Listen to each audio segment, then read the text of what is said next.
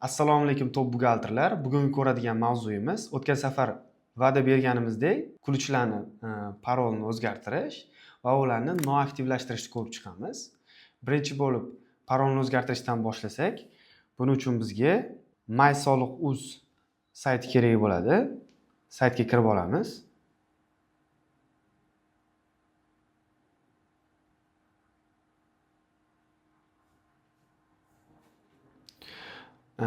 Xo'p, bu yerdan yuridik shaxs uchun olgan ключimiz parolni o'zgartirish misolida tushuntiraman.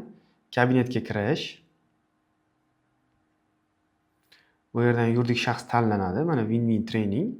O'tgan safar olganmiz shu ключga. Xo'p, o'sha olganimizda kiritgan parolimizni yozamiz.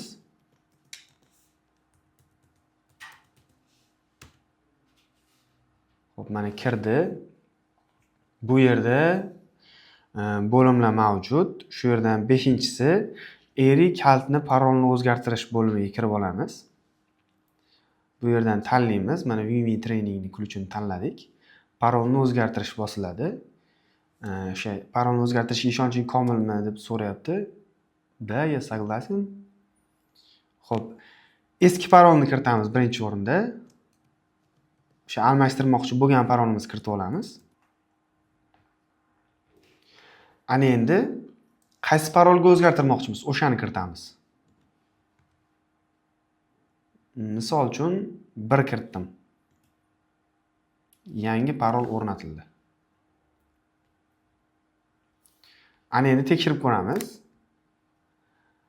Misol uchun Didoxga kirib ko'ramiz. Win-Win Training. Kirish, parolni kiriting 1. Mana kabinetimizga kirdi. Demak, parol ishlayapti, yangi qo'ygan parolimiz. Xo'p, ana endi ключimizni noaktivlashtirishni ko'rib chiqamiz. Buning uchun yana e-imzo saytiga kirib olamiz. Bu yerda tepada o'ng burchakda odamchani belgisi bor. O'shanga kirsak, kirish chiqadi. Bu yerdan kaltni tanlab olishimiz kerak. Biz yuridik shaxsnikini noaktivlashtirib ko'ramiz hozir. Kirish.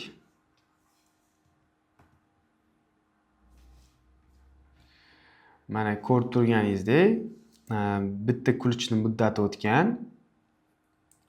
12-sentyabr 2025-yil bitta ключ olingan. 2-oktyabr bitta ключ olingan. 16-mart kuni bitta ключ olingan. Va bugun olganimiz 19-mart kuni turibdi, eng oxirgi yangisi. Bitta o'sha qoldiramiz, qolganlarni to'xtatishni bosgan holda noaktivlashtirsak bo'ladi. Asosga nima yozishimiz mumkin? Misol uchun yangilandi. ключni yangiladik. Eskisi kerak emas. Saqlashni bosamiz. To'xtatilgan. Holati to'xtatilganga o'tdi. Bo'ldi. Endi bu mana shu ключ hozir kimdadir turgan bo'lsa va u Win-Win Trainingni nomidan foydalanib yurgan bo'lsa, endi undagi ключ ishlamaydi. Ikkinchisini ham shunaqa qilamiz. To'xtatish. Asosga yana o'sha yangilandi. Saqlash. Bu ham to'xtatildi. Xo'p, bizga 3-inchisi ham kerak emas. 3-inchisini ham to'xtataveramiz. Asosga yangilandi. Saqlash.